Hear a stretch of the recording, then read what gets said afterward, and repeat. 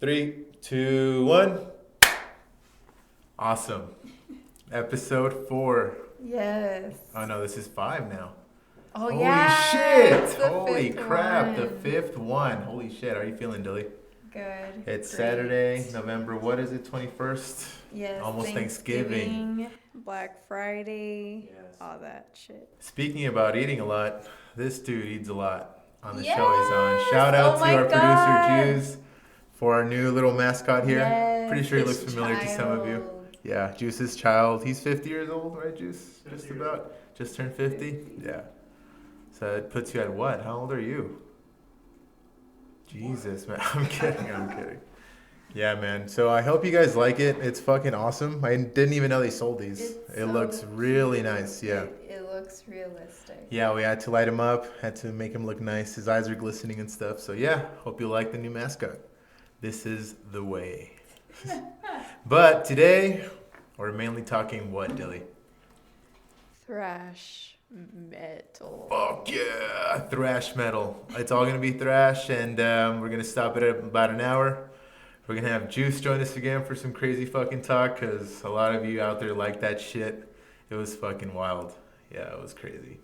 But yeah, it should be a really good show. So, Yeah. Dilly, what do we do this week, and what do we study? So you made me watch that documentary on thrash metal, and I listened to a few bands and some of their albums. And yeah, that's what we did. We did our research, kind of. Well, on my part. Yeah, and your part for sure. Yeah, like it's been a while since I've seen this documentary. It's Get Thrashed, directed by Rick Ernst.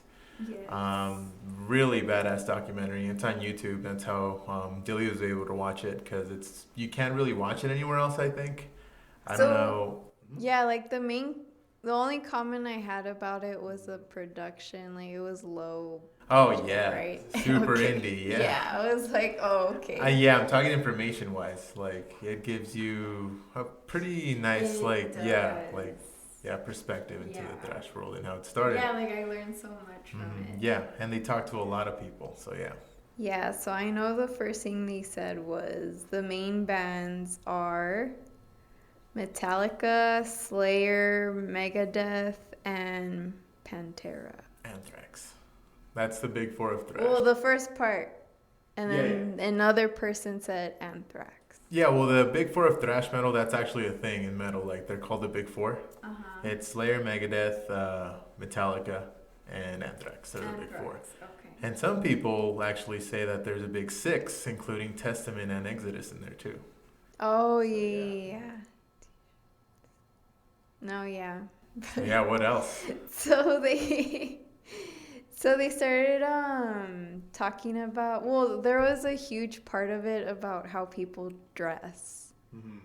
And to me that was interesting. Oh, really? Tell me about it. Like how there's like a uniform to it. And it's the band t-shirt and then the jean vest. And then, like, kind of tight jeans with the white... Tucked into the high tops. Yeah, the high tops. Yeah, white tennis shoes. Yeah, I think thrash made that big, because now it's pretty much the uniform in every metal show. Like, you see a lot of those vests on. Like, anyone can wear them now, but I think it just started in thrash for sure. True. Yeah. So, in your opinion, who was the first popular thrash metal band? Back in the day? Yeah. Metallica. They're the ones who stepped up their game, and everyone was like, shit, we need to sound like that. And there was no one else before that? Well, there were bands around, but I guess maybe, let's see, they formed in 82, and then Exodus was around because, Metallica was influenced by Exodus, so Exodus probably. And Anthrax started in 82.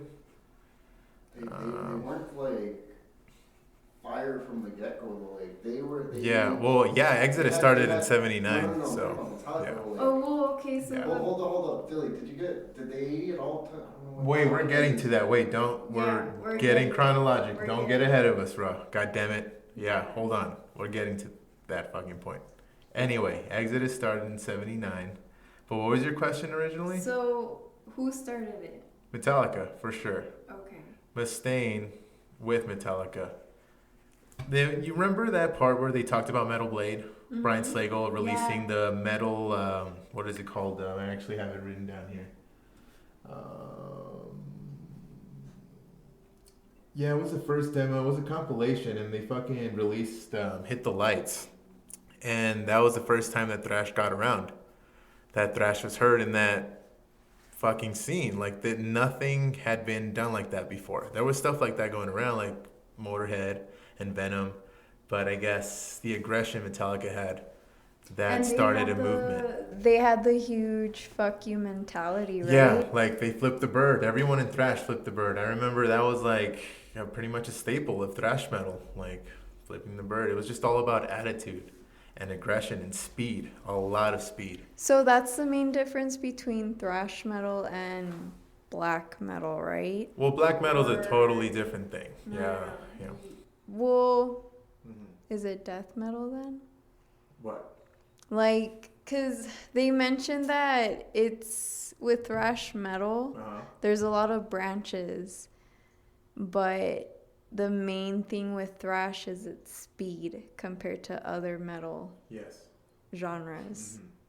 Yeah, because it's pretty much a fusion of the heavy metal sound that was going on at the time and hardcore that was going on at the same time too. Okay. So they fused together, so heavy metal fused with hardcore.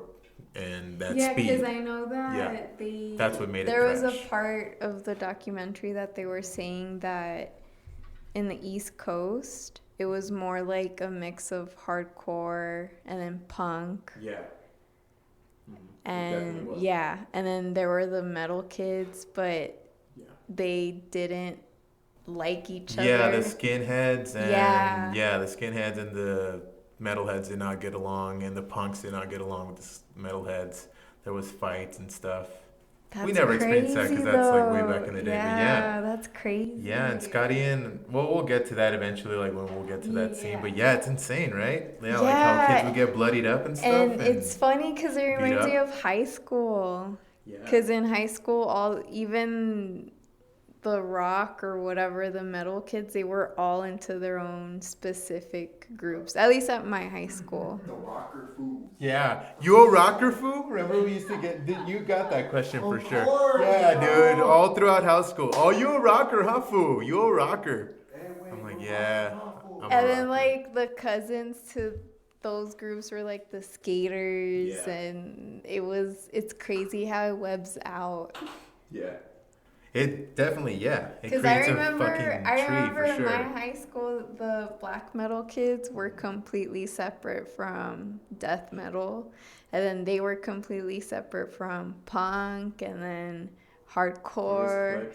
Yeah, and then emo music, at the time, and goths. Man. The goths had their own group. Holy shit. And then the anime. That's a lot of diversity. Yeah. Well, that was Juice is an anime. Well, Juice was with the metalheads and the anime kids for sure. Yeah, Juice just fucking went around and he's like, yeah, I fuck with this. Yeah. That's great. Yeah, we didn't have that many cliques. It's crazy. We had, kids that listened to like deathcore, the new deathcore, not the old school deathcore. But you know what it is though? It's because it was high school in South Texas, in McAllen, the Valley, and they're known for like hardcore bands and all this shit. Yeah. Oh, shit. Well, during my time. Yeah, I don't think that's a thing now, huh? Whoa. Like, not really, right?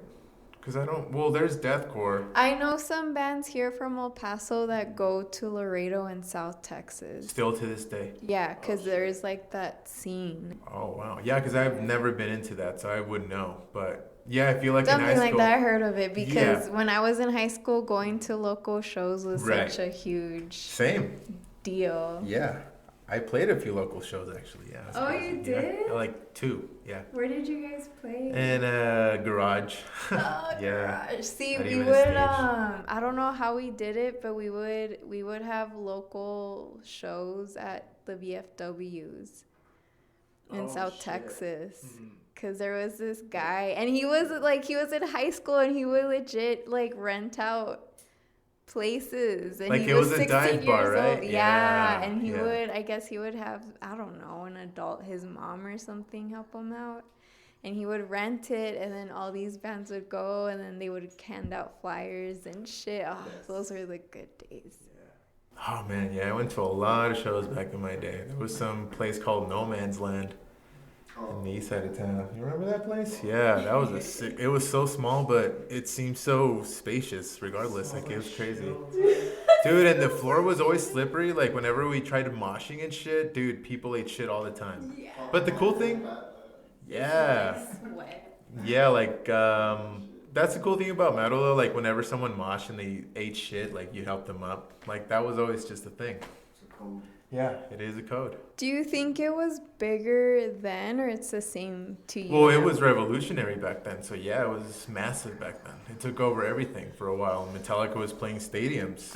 Megadeth got huge. They got mainstream. Like going into the 90s, they were huge. And then Slayer went mainstream. So yeah, it was definitely, well, because it blew up back then. It was new. True. But it still has a pretty big following to this day, I think. Yeah.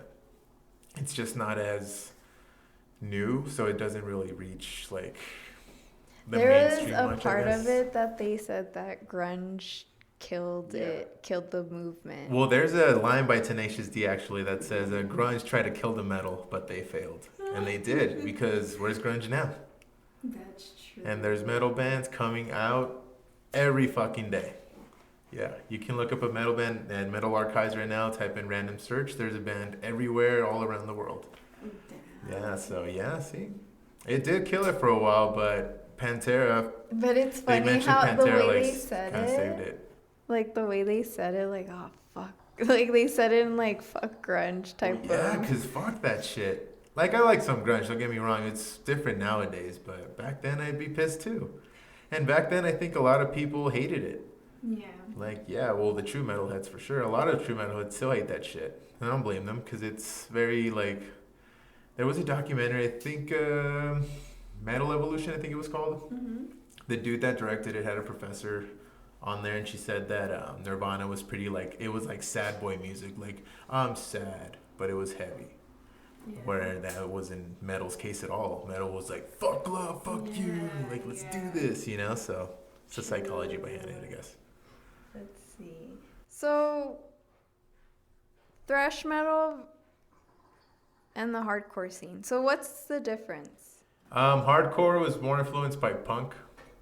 So it's faster punk and not commercial punk. Because punk was becoming poppy in those days. So in the 80s, like it revolutionized, like with Bad Brains, shit like that. Yeah. Yeah, so it was a faster, more aggressive type of punk, but it's called hardcore. And that's why in America, like, it blew up. And of course, heavy metal was big at the time, and that's what fused thrash metal. Like, the two fused. The So music, the I guess, band the sound. Suicidal Tendencies, Yeah. are they more? They're hardcore. They started hardcore. Their first okay, album, their first few albums are more kind of hardcore, you know, towards the hardcore. But like around their third or fourth album, I don't know, like it's called How Will I Laugh Tomorrow. The album's called That's Straight Up Thrash. If I'm not mistaken, that was their first like straight up crossover thrash album. So, Do you but like yeah, them? fuck yeah, I love them. Yeah, I got to see them luckily like a few years back, maybe 5 years ago. Oh shit, how was It that? was badass, dude. Mike Muir's still fucking doing the spider walk and That's shit. fucking badass. I still have a tour shirt. Yeah, I should have worn that shit today. That's a badass shirt. Yeah. Fucking Juice crowd surfed that day. Oh my god, Juice, you Yeah. did? That was a badass That's fucking show, badass. dude. Yeah, Suicidal's the shit. And the thing I like about Suicidal is that they were really super unique at the time. And then they also had Rocky George, the guitar player, like a black dude, and that wasn't big in metal at the time. Like, that was pretty unique. And dude, he was a virtuoso, dude. Like, his shit is so technical, it's crazy. Sweeps. That's like really complicated solos. Yeah. Damn. Rocky George is shit. But yeah, what else? Okay, so then they went into about the 3 different areas of thrash metal, which was LA, which Metallica, Slayer came from, the Bay Area, San Francisco, Exodus, and then New York, Anthrax. That's right. And you said you have you like Anthrax, like, right, the most out of all these Well, bands. I loved one song of theirs when I was in high school, and it was called "I'm the Man." Oh, I love that fucking song. That's yeah. I would always play it after school. That's like the first rap metal song. Yeah, and Yeah. I loved it. Yeah, I used to know the fucking lyrics. I'm pretty sure if we listen to it, I can like, yeah, yeah. It's such a badass song. Fuck, I forgot the I'm lyrics. the man.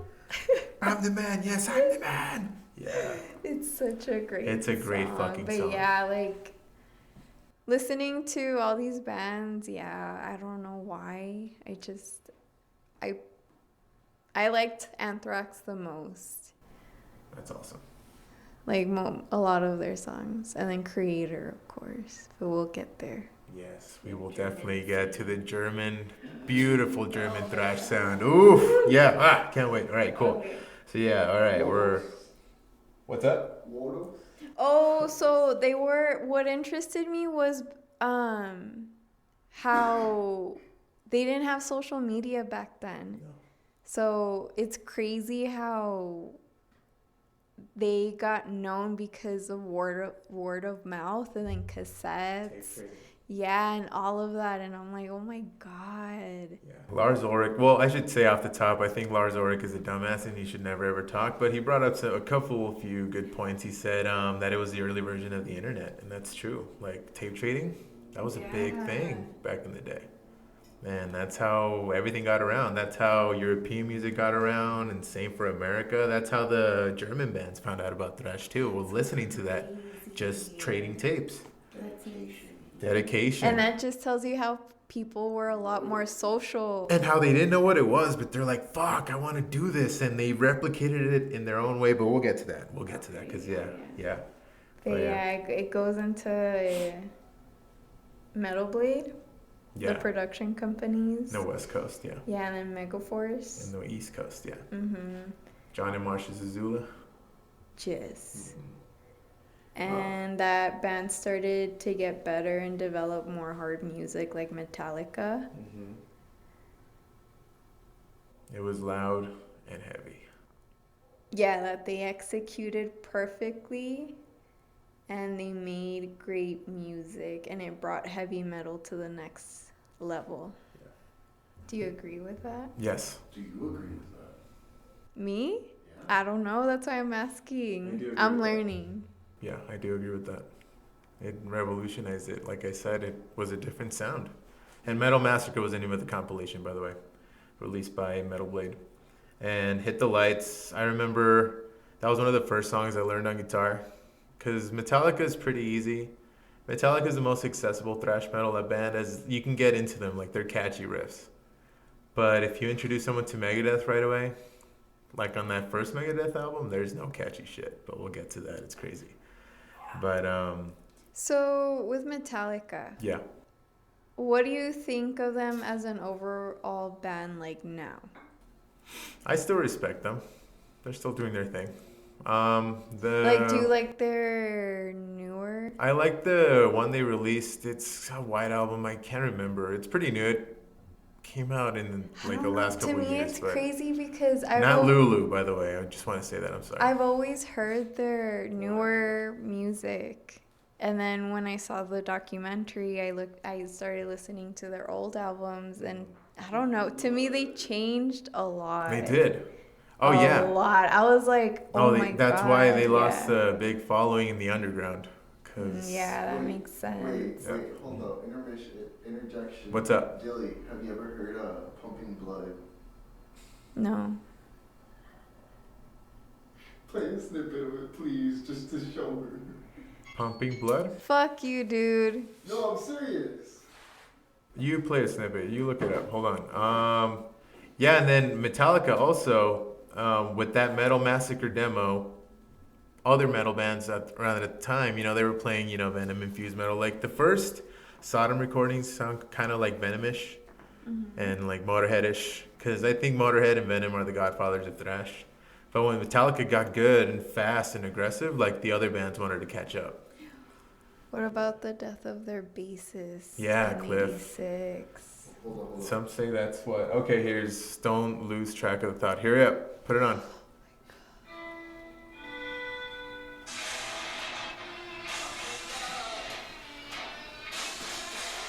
What the fuck is this? What the fuck is that? Oh, Lulu. Yeah, that's why I don't know this shit. Hold on, Philly, what do you think about this? It's okay. Who is that? Who do you think that is? Okay, stop it, because we don't want to get, in case this gets out. Who do you think that was? I don't know. Metallica. For real? That's why I said not Lulu. That's from that album. That's why I'm like, what the fuck is this? I just know something about the table and some other shit. It's pretty terrible, but back in the day, that was not the thing. Metallica inspired everybody. Like, they inspired Anthrax. Yeah, and then Kirk is a fucking moron, I wrote on the notes. Yeah. Then Merciful Fate was also another big influence in thrash, which is great. And Cliff Burton, as we said, died in September 86 in Sweden due to some black ice on the road, allegedly. And as I mentioned before, I think in the first episode or something like that, Kirk and him had traded spots or something like that. Like, Kirk didn't want the bed, so they played a card game for it. And I think either Kirk or Cliff got the ace of spades, and so that's why Cliff just took the bed. And if Kirk had been there, it would have been Kirk that had gone. So it's insane. Well, they said that because of his death, that since then Metallica slowly started moving away from thrash. Yeah, Eddie Truck says that if Cliff hadn't passed away, they probably would have stayed truer to the thrash sound or to the metal sound in general, because they did kind of, well, they were still metal, but they kind of became more not thrash, I guess we should say. And yeah, maybe if Cliff had stayed alive, who knows? Because Cliff was a crazy ass bass player. Like, if you ever see like some live footage of his, he fucking went wild on the bass. And there's an instrumental in the first Metallica album, Kill 'Em All. It's called Anesthesia, Pulling Teeth. I don't know if you've heard. Yes, I listened to the album. What'd you think of the album now that we're on Metallica? I thought it was good, but yeah, like I said, I just preferred Anthrax for some reason. Yeah, and no, I think your taste will develop too. Yeah, that too. Yeah. But that's interesting. I like that. That's crazy. That's awesome. Yeah, and then I looked Anthrax is the shit. What are you talking about? No, but like... I prefer Anthrax. Just their sound, I don't know why. That's cool. Okay, wait. Fuck yeah. What albums did you listen to like prepare for this? Just I listened to all of like their first few albums who of each band. Who? Dude, Metallica, everybody, damn it. Fucking Anthrax, Megadeth, Yes. Death Angel. Oh shit! Damn, you had her listen to Yeah. that? Yeah. I'm telling you, that's why I'm like, dude, And wait, I made a damn it. playlist, god Yeah. damn it, of That's the why I'm songs like, that we're I getting like to the everything, most. god damn it. Be patient, bitch. All right. Where Actually, are my we? sister got into Metallica, which says something. She got into it as a kid. I used to play that soft part, the soft spot. I used to play that soft part in Master of Puppets. I don't know if you heard Master of Puppets yet, but there's like a little acoustic part, and I used to play it all the time. And yeah, she got into it. She still listens to Metallica to this day. One also from their fourth album. So I see, that's what I'm saying, like how Metallica, I don't know, in my opinion, are pretty catchy. And you can get into them easily. Yeah. So that's a good thing. And I think that's why they got pretty big. Because, I mean, For Whom the Bell Tolls, for example, on their second album, that's a pretty, like, stadium, Well, they're heavy like metal one of ass the fucking song. world's. Hmm? They're like the world's best known metal Yeah, band. the most known metal band, for sure. Yeah. Yeah. No doubt. And they mentioned that it's like they're the Black Sabbath of that generation. Of the thrash generation. I would agree. Because Sabbath did the same thing. They exploded. Because no one had that fucking doomy ass sound and no one knew what it was. So yeah. And many people call them the godfathers of metal, but Ozzy has said that that's Lemmy. Rest in peace, Lemmy, by the way. And Fast Eddie and Filthy Animal. Motorhead, R.I.P. Yeah, that sucks. Well, actually, yeah, cheers. I don't have a drink. Water. Cheers. Cheers. Juice. Yeah. Yeah, those first Motorhead albums. With Fast Eddie and Filthy.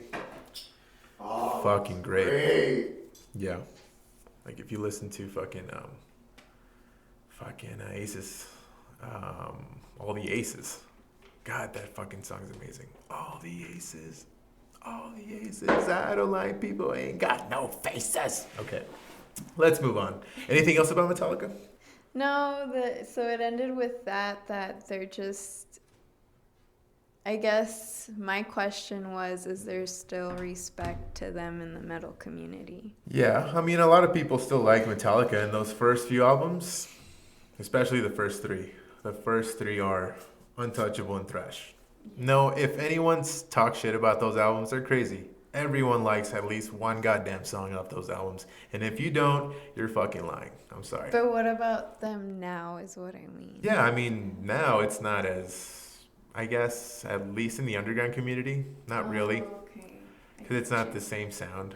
But their songs are still catchy, like I said. I still like their most recent album, I guess. I don't know. I'll look it up later. But yeah. So what, okay, because we're going to transition to talk about State-of-the-art speed metal from LA, Megadeth. Megadeth.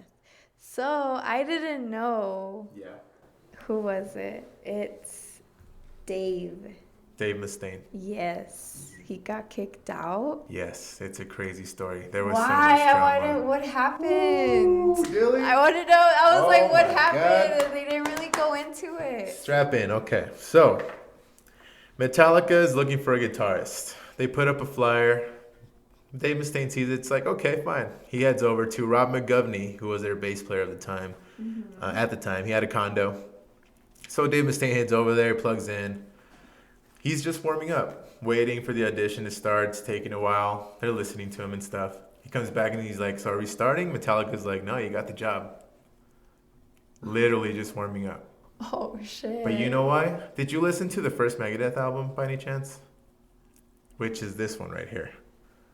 Killing is my business. And business is good. Yes. I did a few songs. When Mustaine got kicked out of Metallica, he vowed revenge to be more musically better and more metal than Metallica ever was. Therefore, Megadeth. So I listened to them, and I understood what they meant. Like it's just, but it's like orchestrated, or it's more, jazzy. Yeah. And you know why, right? And it's like, damn, you could tell they have skill.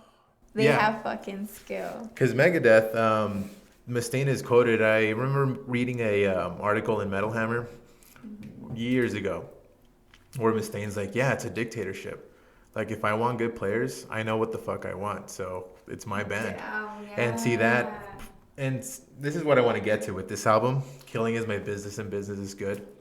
I think it's the fastest Megadeth album ever, still to this day. There's a lot of fast Megadeth songs here, but this is an aggressive Dave Mustaine. You know what? I agree, because I listened to their next one and then the next one, and it got kind of slow. Yeah, they slowed down. Oh, yeah. And see, that's what I'm getting to. With this one, I feel like he was just so fucking angry.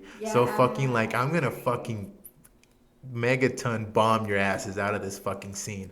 And he had catching up to do, because Slayer had come out with their album already. Anthrax had come out with an album already. Metallica had come out with an album already. 85, this came out. So by this time, Slayer was getting ready to record Rain and Blood and shit. Hell Awaits had come out, their second album. So Mustaine had to catch up, and he fucking caught up. Because he got Gar Samuelson, which was the drummer for the first two, and Chris Poland. They were jazz players. Yeah, that's Chris Poland was a pretty popular like jazz guitarist at the time, and that's why I think their sound was very dynamic, especially with Gar Samuelson behind the kit. He was a fill monster. He had fills for every fucking song, every fucking verse, every chorus. Like, he was fast, and they were really coked up back in the day. So I'm pretty sure that. And you know how bands play fast in general live? Imagine how much faster this shit was live. Oh my god. Because I don't know if you listened to the first song, Love to Death, Last Rites, Love to Death, how it starts with the piano. I always saw that as Mustaine saying, fuck you, bitch. You don't have piano in your debut album. I'm going to play piano. I know how to play piano too. Showing the music. What is it? Oh, fuck. Their musical capabilities. There you go. Yeah, you just wanted to say, yeah, bitch, I'm the man here. And it had like unexpected twists and turns. Yeah, and the Like, it's fucking, like- I tell you, the guitar yeah. playing was fucking intricate. And did you know, Kerry King's guitarist, I mean, Slayer's guitarist, Kerry King, was in Megadeth for a while. Oh, really? Yeah. Yeah, Slayer was concerned, or more Jeff Hanneman, the other guitar player in the band. He's like, no, don't do it, because what if you stick around and you abandon Slayer?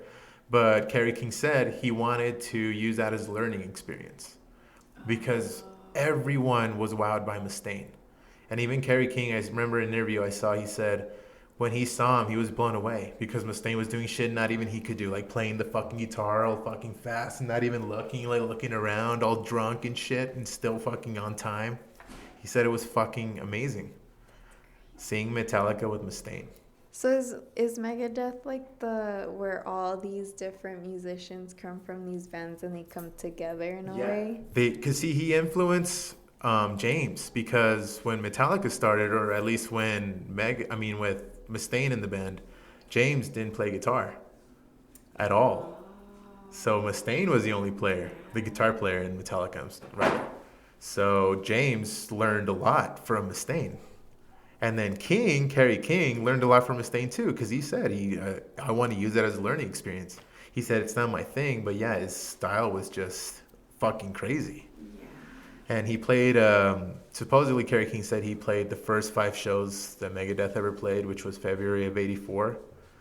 And also Slash from Guns N' Roses got offered the position one day in the '90s.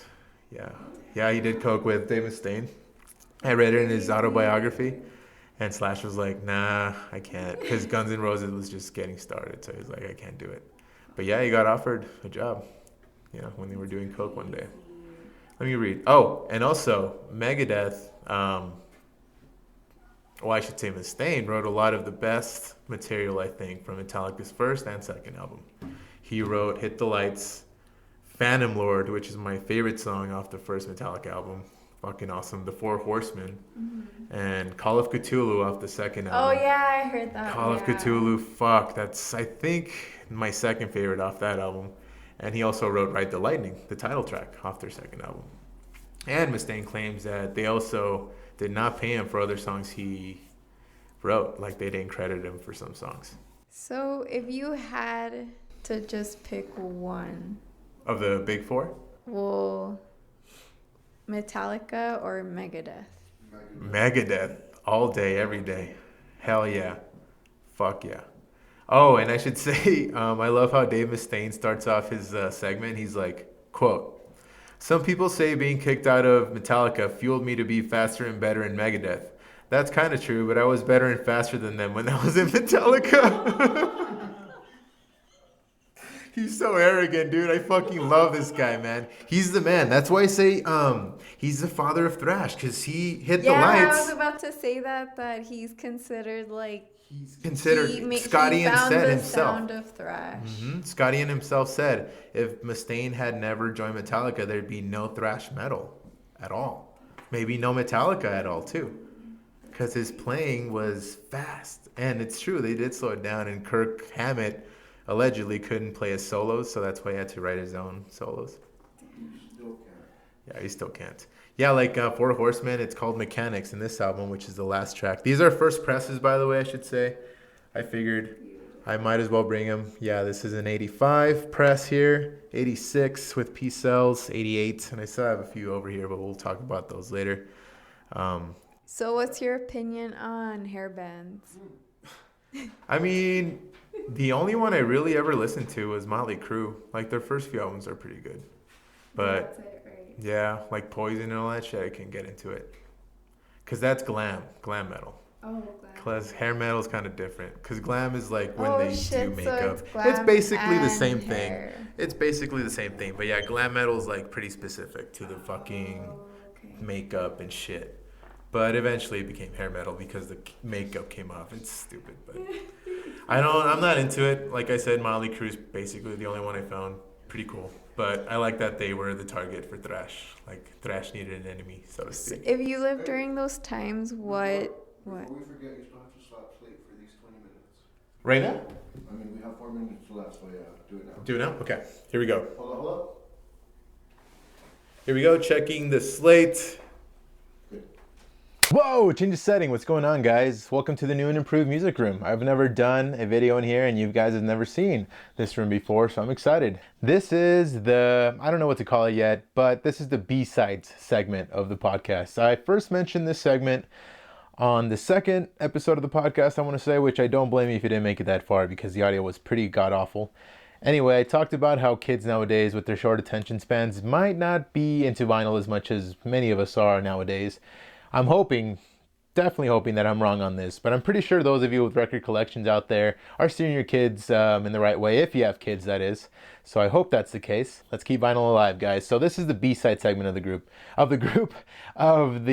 show. It's crazy. I haven't done one of these videos in such a long time, and it's different equipment and stuff. I feel like it's just crazy getting back to my roots, I guess. I want to get back to the channel's origins, which is talking vinyl collecting. And also for some added incentive, I guess, I've never shown these records before ever on my channel. So all of them are completely new, and that's what this segment's going to be about. All new records, because I've kept track of the records I haven't shown, so stay tuned for that. I'm going to talk 3 records today, and the main idea behind this segment is to listen to your vinyl all the way through. I'm pretty sure those of you who watch this channel do that. I hate it when I see collectors that don't play their fucking records. You have to play your fucking records. Unless they're collectibles, first presses, sorry, I almost choked, first presses or picture discs.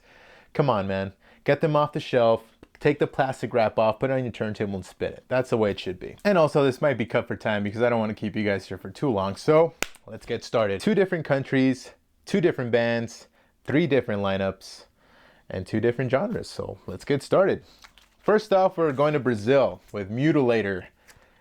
Immortal Force, their debut album. This is a Grey Haze reissue, I think 2016 reissue. I'm not sure about the year. I got this from Hell's Headbangers back when they still had it in stock. And I immediately jumped on it here. Let me show you guys the insert. We're mainly going to be talking side 2 since this is the side B segment, so I'll remind you guys of that. Which I think in this record's case, here's the lyric sheet. Side 2 is my favorite. Starts off with Mutilator. Pretty badass fucking track. Let me show you guys the record actually. And it also contains the title track to the album, which is Immortal Force. But I gotta say, unfortunately, it doesn't really catch me, that song. It's fucking awesome, but it's one of those ones that you just forget, you know? It doesn't really click, and that one hasn't really ever clicked. But right after that song comes Brigade of Hate. And if you put that song on, I guarantee you, you will headbang no matter where you are. Brigade of Hate is just a fucking intense goddamn song. Intense, intense, intense. And it's my favorite song for a reason. It starts off, of course, with the intro riff. And actually, hold on, let me push something in here. Starts off with the intro riff, of course. Drums, bass, what have you. But then all of a sudden, the fucking guitar dies out. And then it's just the drums. And then the fucking guitar comes out of nowhere and just starts playing. There's a tempo change, I should say, I might add.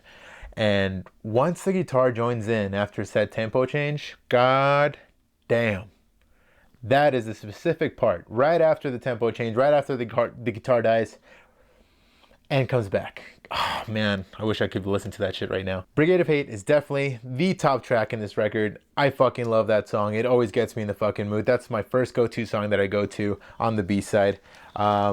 That I just fucking can't wait to get to, I should say. And Mutilator, of course, starts it off. I don't know if I said Immortal Force is right before Brigade of Hate, but Brigade of Hate is actually before Immortal Force. I forgot about that shit. I'm fucking rusty. I haven't done one of these videos in forever. Again, we have Tormented Soul and Paranoia Command. Tormented Soul is a fast-ass fucking song. If you guys actually saw the story for the Stern Approach today, I think I posted it. My Tormented Soul was my top choice. I think my favorite from Side A, I will just mention Side A, my favorite track is Butcher, or it has, what's his name? What's the vocalist's name? Gleber says, Butcher!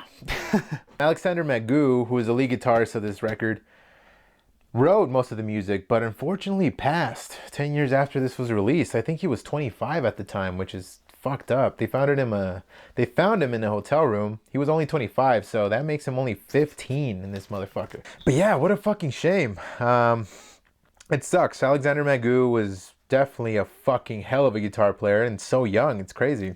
I don't know where you can get this album anymore. I found it at Hell's Headbangers. I haven't looked up if it's still there, but if it is, look it up. It's worth a shot. It's worth a fucking blind buy if you haven't listened to this. I think the Warfare Noise compilation included them, Sarcophago.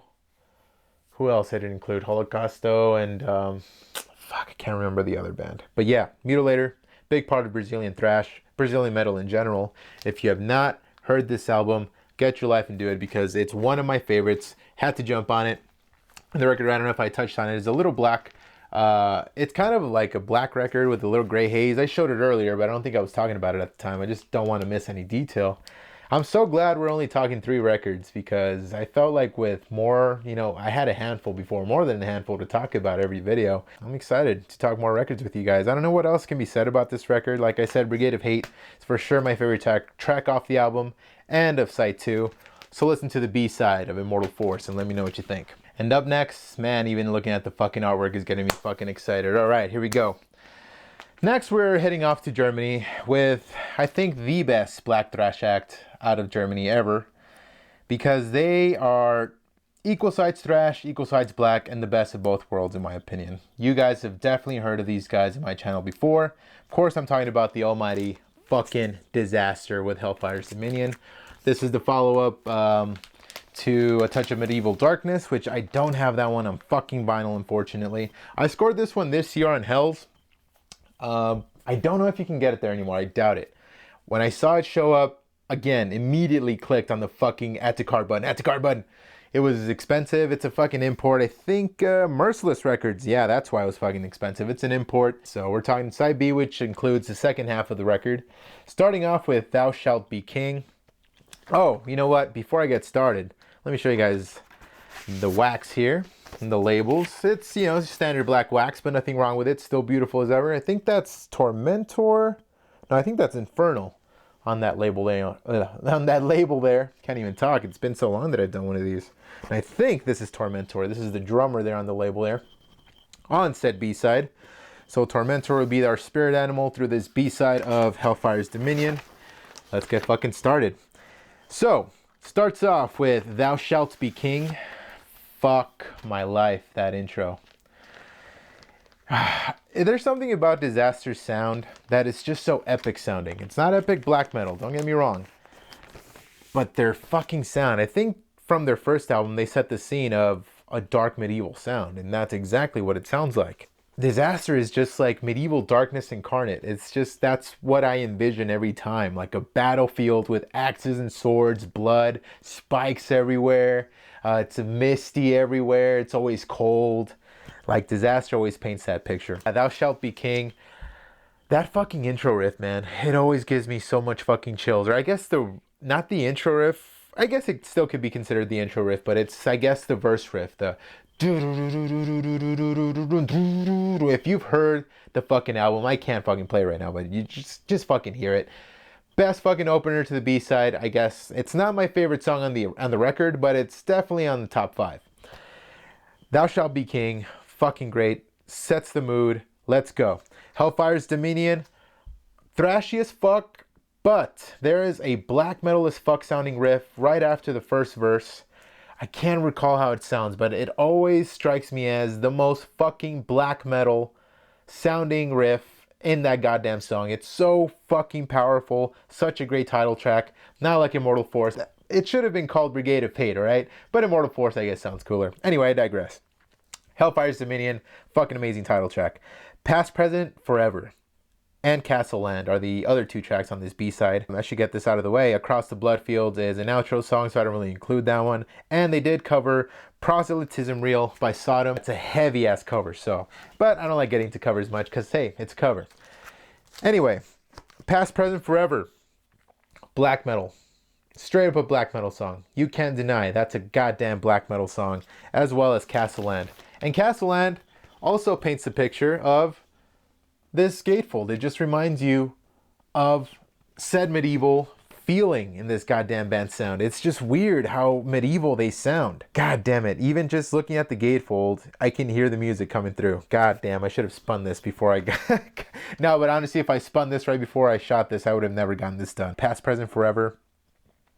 A very powerful song. One of the slower ones, as well as Castle Land. But yeah, those tracks have always struck me as just straight up black metal.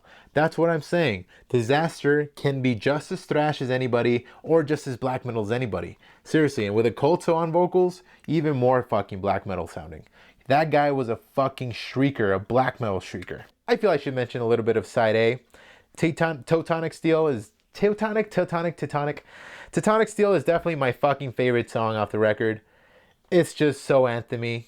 It's amazing. It's a masterpiece. And also Metalized Blood contains some guest vocalists. Lemmy from Violent Force and Toto from Living Dead. I never got into Living Death as much. Violent Force though, for sure. And some other vocalist. God damn it. I always fucking forget who the fuck it is. Guest screamers of Metalized Blood. Okay, Lemmy X Violent Force, Toto X Living Death, and Vannes Googles from Pentacle and Soulburn, which I admit I have not listened to those bands, so I probably should get on it because Vannes has a badass fucking voice. But yeah, if you haven't heard Metalized Blood, it's one of the most fucking metal songs out there. Leather and Metalized Blood! But yeah, you know, I've never been a big fan of Living Death. Maybe I need to give Living Death another listen because the first time I listened to him, I wasn't really in the mood and the vocals just threw me the fuck off. But it's been years since I tried him out, so maybe I should listen to him. Give me a good Living Death song. Because every Living Death song, I kind of hear it just, you know, goes in one ear out the other. It just doesn't stick for some reason. And plus, I can't really get past the vocals, or at least I couldn't back then. Maybe if I listen to it now, I'll just get into it more. Please get this fucking record. It's a masterpiece of black thrash metal from Germany. Best of both worlds. What more can you ask for? Hellfire's Dominion, second album by Disaster. Fucking amazing. Drum roll, please. Here we go with, actually I was just spinning this just now. Disaster's fourth album with a new vocalist, Sataniac. Occulto did not make an appearance on this one. This is Divine Blasphemies. Let's talk side Blasphemies because side A is called Divine in this one. So let me show you guys the gatefold. You know, I like double LPs, but I prefer gatefolds with just one record because double LPs, when you're putting them on, you can't fucking balance it, and then you take one side out, you have to hold this side up. Oh, it's a fucking pain sometimes. You know, I love records, but they definitely can be a pain. A good pain. Here's the fucking beautiful artwork here. There's the track listing, and here's the gatefold with the lyrics inside. A lot of misspellings, but so it goes with European thrashers, you know, trying to write English lyrics. Let's start this off. Allegiance to the Power Throne. Infernal is the guitar player, I should mention again. He has a way of writing the most catchiest goddamn single note riffs ever made. Like, it's so goddamn catchy. The fucking chorus riff is damn catchy in the first track off this record, which is Allegiance to the Power Throne. Such a powerful song with maybe 5-6 tempo changes. That song keeps you on your toes. Like, you don't know what the fuck else to expect. It starts off, you know, pretty moody. It builds up, and once it builds up, explosion of fucking black thrash, man. But track 2 of side 2 is none other than Nighthawk. Nighthawk, you guys, is a powerful song. Dare I say, it may be in my top 3 Disaster tracks of all time. Because it contains, not only because of this fact, but it only adds to the fact of why it's my favorite song, or one of my favorite songs, top 3, is because the almighty Mille Petroza from fucking Creator guest vocalists on this fucking song. Guest vocals, as they say, VOKILLS. Nighthawk is a powerful goddamn song. That's another one. If you put that one on right now, wherever you are, put it on headphones or somewhere you can put it loud, that song is going to make you headbang. And then once you listen to it the second time around, you're going to want to learn the lyrics. I remember the first time I listened to that track, I had no idea Mille was on there because there in no way it says guest vocalist anywhere. Nothing that including this or that, which I like that. I like the element of surprise. And I didn't read liner notes first back then, which I do now. Every time I listen to music, I read the liner notes every time as I'm listening to it. But anyway, I digress. Once I put Nighthawk on for the first time, you know, I was just getting used to the new vocalist because I bought Tyrants of the Netherworld first. I think A Touch of Medieval Darkness second, on CD I should say. And then I think I got Divine Blasphemy. So I was fucking blown away immediately by Sataniac. Like, I didn't even know Sataniac was a new lyricist. So I just kept listening, and then all the fucking sudden, Mille just burst out of nowhere. And I'm like, that sounds fucking familiar. I literally went like this. Don't you just love when fucking music affects you that way? Like when you react like out of your normal being, like, fuck, I know that voice, and goddamn, man, what's the fucking lyric that he comes in on? Here it is. In the shadow of 1,000 stars, upon world clouds, he rides. And of course, the fast vocals from fucking Millie. Oh, that fucking song is so good. Woo! Anyway, I could talk about that song forever. Please listen to it. Please, please, please. Especially if you've never listened to this album, much less this band. I wouldn't say start with this record, but make your way to it and make your way to track 1, 2, 3, 4, 5, 6, 7, 8 on this record. Track 2 on side 2 or side Blasphemies. And fucking tell me what you think, because Nighthawk is, like I said, one of my top 3 favorite songs. Disaster songs for sure. Battle Oath is another one, but we're not talking Tyrants here. All right. Let's move on, because goddamn, it's such a great song. Especially that fucking, what's that other part? Okay, I'm going to talk about it one more time. I'm sorry. Sataniac has also a really, really good part here. Where the fuck is it? I just had it. Oh, okay, yeah. All right.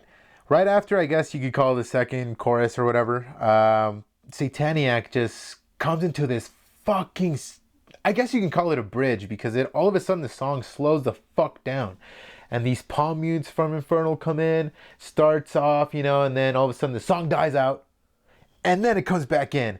Black are his eyes that stare at you to crack your will with a threatening delight. Feel his power and feel his might. Winged king from a blackened sky. And then he just keeps going and then adds to it again. From a blackened sky. Please listen to that goddamn song, guys. Please just pause this video, whatever you're doing, just go listen to that track right now. The last 2 tracks on here are Shadow Winds and Spare No Coward again. Chance of Grief is the outro, so not including that one. Shadow Winds is another straight up black metal song. The good thing about Disaster is, in this record at least, from Tyrants to this one, the sound got heavier, but this literally happened. They took out Occulto, boop, and then brought in Sataniac, and just put him in. Sounds the same, just heavier. And Sataniac is more of a growler, whereas Occulto is more of a shrieker. So that's what I really like about this album. That element of it just adds to the heaviness of the tone that they took in this one. Yeah, Divine Blasphemies is just a shit. Spare No Coward, I should say, never really sticks to me again, but it's a really, really good standard black thrash song. So yeah, just give it a listen anyway. Give your B-sides a listen. Give Side Blasphemies a listen if you have this record, and let me know what the fuck you think. All right. Man, you guys, that was fun. I haven't talked records in over 2 years in front of a camera, so yeah, can't wait to see what you guys think about this segment. It might be about 20 minutes, maybe 30 minutes every time. I don't know. It's a nice little break between the podcasts. I don't know what part I'm going to put it in, but it's definitely going to be after one of those slaps. Sorry about those, by the way. We'll figure that out eventually. So anyway, I hope you guys enjoyed the new setup. Hope you guys enjoyed the records, most of all. Again, Mutilators, debut, Immortal Force, Brazilian Death Thrash. Hellfire's Dominion by Disaster, their second album, their sophomore attempt, which is a successful one. Mighty successful one, I should say. Hellfire's Dominion. And let me know if you agree with me that Past, Present, Forever, and Castle Land are straight up black metal tracks, because they are. I mean, come on. And Disaster with Divine Blasphemies for the last one. Please listen to Side Blasphemies and let me know what you think. Listen to Nighthawk especially. Now, let's get back to the show. My question was, what scene would you be a part of if you lived in those times? For sure, probably the metal scene. Probably. Just metal in general, or something more specific? Thrash metal scene, yeah. You're talking about the 80s? Yeah. Yeah. Oh, okay. Thrash, heavy metal, yeah, for sure. Hell yeah. And it's funny that Millie and Scott Ian, Millie Petroza from Creator and Scott Ian from Anthrax, they say that Megadeth was like a thrash band, and that's it. That's why, because Chris Poland and Gar Samuelson were jazz players. And like that Whiplash movie says, fucking jazz is pretty fucking crazy. Yeah, so he set the scene for thrash. Dave Mustaine did, for sure. He was a big influence on, 3 out of the big 5. And yeah, that's interesting. When they're interviewing him, he says, I influenced 3 bands out of the big 5. So I wonder who he thinks the 5th band is. I'm thinking it's Exodus. Because, I mean, Exodus was pretty big around the LA area, too. So that's interesting. how he says that, or Testament. Yeah. Let's see what else I have here about Megadeth. Yeah, I said the Scottian thing. Yeah, and then they go talking about Slayer. Yes. The Kill Posers thing. And Yeah, then that's Slayer. their Yeah. anti-Hollywood, Anti-LA. evil makeup. Yeah. And Kerry King said they played mostly in fucking Orange County. Because, yeah, LA didn't accept them. They didn't know what they were about. Because it was all glam. They were like, no, you're too aggressive. You're too fucking evil for this fucking club. So, yeah. Yeah, fucking Slayer. And everyone was afraid of him back in the day. Apparently, like, if you went to a Slayer show, it was fucking crazy. Like, Testament, Chuck Billy and Eric Peterson are in the documentary. And they're talking about how when they opened for Slayer, they got spit on and shit. Oh, shit. Yeah, and then some bands would just get booed off the stage. Like, they would chant Slayer so loud, they would just get off the fucking stage. I mean, it's still a thing. You can go into a fucking bar at a metal show and, like, you're taking a piss. You're bound to hear some drunk dude just yell out, Slayer! Yeah, it's part of the metal world. Like, it's, you always hear fucking Slayer, no matter what, everywhere. Fucking Slayer! That's right. That's crazy. Yeah, and also Fenris has little black metal roots thing. Like, he has a little documentary explaining how the roots of black metal started. He says Slayer still have big respect in the black metal scene, I guess, because they influenced the evil. Yeah, like the evil sound and makeup. shit. Yeah, like and all Bathory, that of shit, course, had yeah. that. Venom had that going on, but Slayer, like, made it big with that.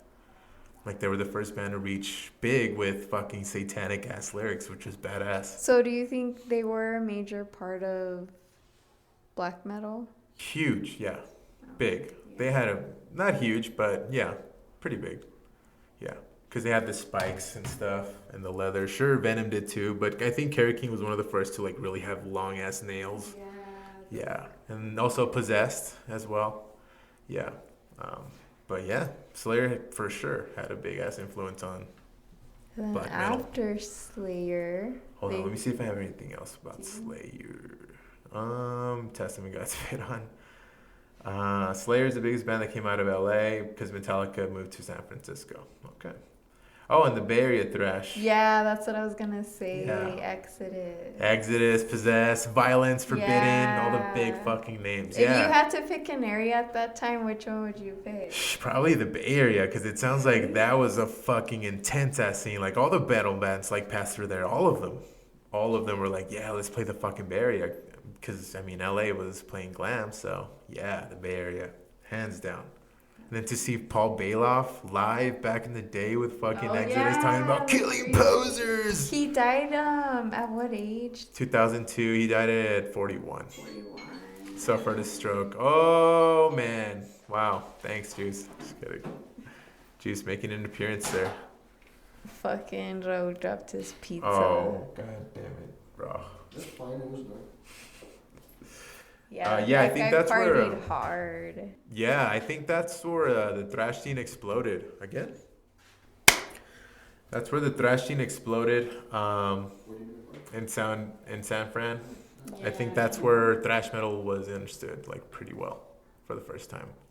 That's where it got big, huge. So Exodus had a big ass part of that. So let's move on to Exodus. Do you think they're more intense or about the same level as Slayer? Exodus. They're different sort of intense. Exodus had evil ass lyrics, yeah, but they were more like fucking punch you in the face, fucking aggressive. Whereas Slayer was more like evil and satanic aggressive. Like fast, but it's a different type of, I guess, mood, you know? Okay. Like, it's still the same sound. Like, but it's similar, but different. Yeah, same, but different. Like, it's a very unique sound. Like, if you put on an Exodus riff and a Slayer riff, like, you can tell the difference. Like, Slayer's more, I guess, black, so to speak, sounding. Yeah. Not black metal, but you get what I mean. Dark sounding. But, yeah, Exodus was fucking great. do you think Bounded by Blood is the best thrash album of all time? It's maybe, no, not of all time. No. It's one of the most metal albums ever, for sure. Like With songs top like ones. Metal Command, yeah. Fuck yeah, it's in my top 10, definitely. Yeah. I mean, they started off the documentary with Bonded by Blood, so it says a lot. And every metalhead out there should know the chorus to Bonded by Blood. which is murder in the front row. The crowd begins to bang. There's blood upon the stage. Bang your head against the stage as metal takes its price.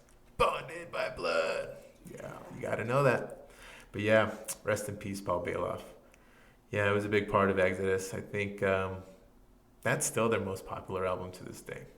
And they talk a lot about the fans. And that's what I respect so much from the metal community. It's loyalty. Yeah, to the scene. Yeah. Yeah, you Like have to you're- go hard or go home. Yeah, it's like you're all like you're all brothers or something. It's a family. Yeah, it's a Yeah. family environment for sure. Especially when you meet somebody and then they start talking like metal with you and you like the same albums, know the same history. You're like, fuck! You could talk all night. Because metal is just that universal. Yeah, it's crazy. Yeah, and they were just saying, and then like how they were all like Exodus would break shit all the time. Yeah, they weren't allowed at any venues because the crowd just thrashed. That's where the name came from. Like and the they crowd's ended up thrashing like around. going at someone's garage or something, right? Whoa. Or They trashed Slayer's hotel room. oh shit. Yeah, and they credit that in the liner notes behind their first album, Bonded by Blood. They have a credit that says, "Thank you to Slayer for letting us trash their hotel room." It's fucking sick. Yeah, they were a fucking let's That's crazy. destroy Yeah, everything like, band. fuck It was everything, about yeah. attitude. They were fucking party animals. Well, like they said, Paul Bailoff Yeah. partied hard, which is badass. That's crazy. That's why he's a Would fucking you legend. like party hard? Oh, so I mean, that if was I could, that was an probably, interesting yeah. part of the documentary too. I know it's a bit ahead, but Uh-huh. how the road life. It was tough, huh? Yeah. Let's talk about that for a bit. Yeah. Like the road life, how imagine not being home for months and you're in a fucking bus or in a van staying at like cheap ass hotels. And probably not even showering sometimes. Yeah, Not and, even like, eating sometimes. Yeah, like not eating home cooked meals. Yeah. And they Just a were bunch of saying burgers. that it just wasn't for everyone. And that's why when it comes to bands, you have so many, it's like a high turnover rate. Yeah. Like it's some people are just not cut out for it anymore. Like especially after years, like a lot of people quit. Yeah, like To me, that's interesting. Yeah, like the drummer of Overkill, who's on this. I don't know if you remember. That's the part he says, like where he just wanted to start a family. Yeah. Because he said it was brutal. Like he didn't like it at all. Because there was a lot of downs, like more downs than up at sometimes, and he just didn't like that. So. And then there's just some people that are like, they're fine with it. Yeah.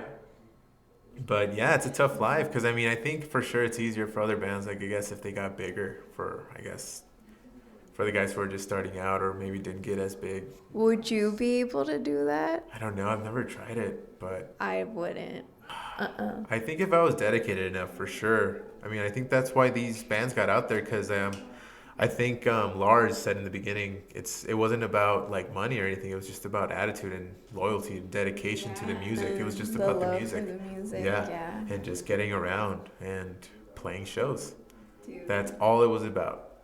They didn't even have money in mind. And I mean, what was interesting too was that they said that it does take a toll on you, the road life, and that's why a lot of musicians die young too, because of the crazy road life, like partying and All the nasty ass food they have to eat. yeah, Probably. and then Well, not like healthy and then food. the drugs, The drugs, and all yeah. that shit. Well, John Connolly, the lead singer, well, the guitarist and Nuclear Assault and singer, he talks about how if you have a job, like you just stay there for 3 months, go on the road for 2 months, come back, and then you have to get another job. And they're like, oh, how long did you last at your other job? Like, well, 3 months. And then you're at that job, and then you have to go back on the road for like 2-3 more months or even a year. Yeah. And who knows if they made enough money. I mean, I'm pretty sure some of these bands were like cutting even or maybe making a bit profit. I mean, I don't know. But I'm pretty sure, I mean, it costs money to stay on the road, you know? So, yeah, it's pretty crazy how the road is. It sounds fun being in the band. And like they say, it's cool to have like the rockstar attitude and playing shows for many people that love you, but it takes a toll.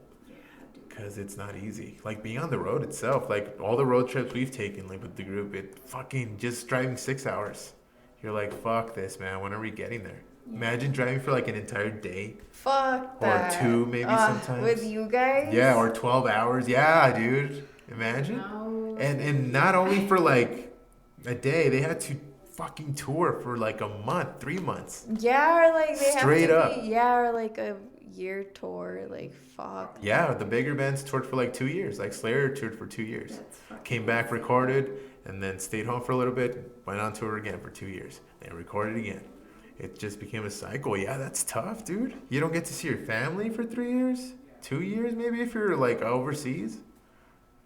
It's a tough job. Yeah, but you must have like a passion for it. Yeah, exactly, and so. that's why I respect these bands to this day, because yeah, they're timeless. They're still going. Yeah, they're still going. Some of them, yeah, and still writing fresh ass music for sure. Some of them.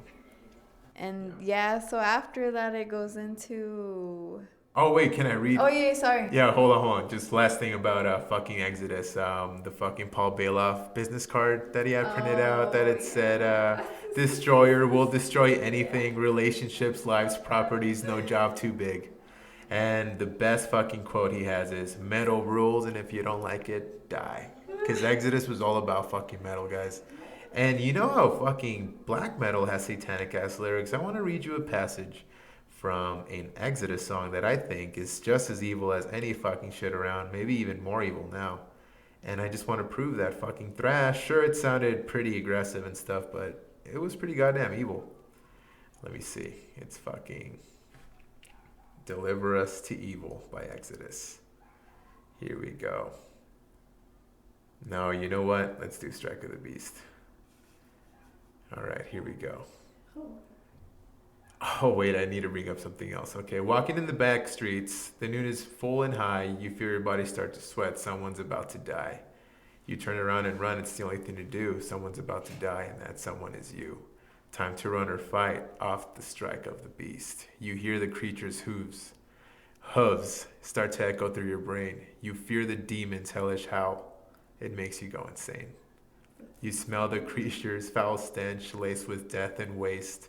Don't lose your mind, he's right behind, breathing fire in your face. That's fucking sick, man. That's metal as fuck. All right, done talking about Exodus. But yeah, Metallica was influenced by Exodus because they got Kirk Hammett off of Exodus, which was one of their first guitarists. So they're saying something. Crazy. Yeah. So yeah, let's move on. Oh, it goes. So what about chicks? Yeah, tell me about that. What about chicks? So, okay, so they were talking about the dress code, which we already said.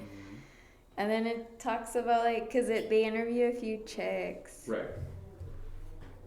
And they were saying, hold on, where is it? For girls, it's just skin out and wearing black. Yeah, the more skin you show, the better, right? That's what they say. Yeah. And I was like, why? But anyways, no, so what interested me was, I was like, wait a minute. After I saw the documentary,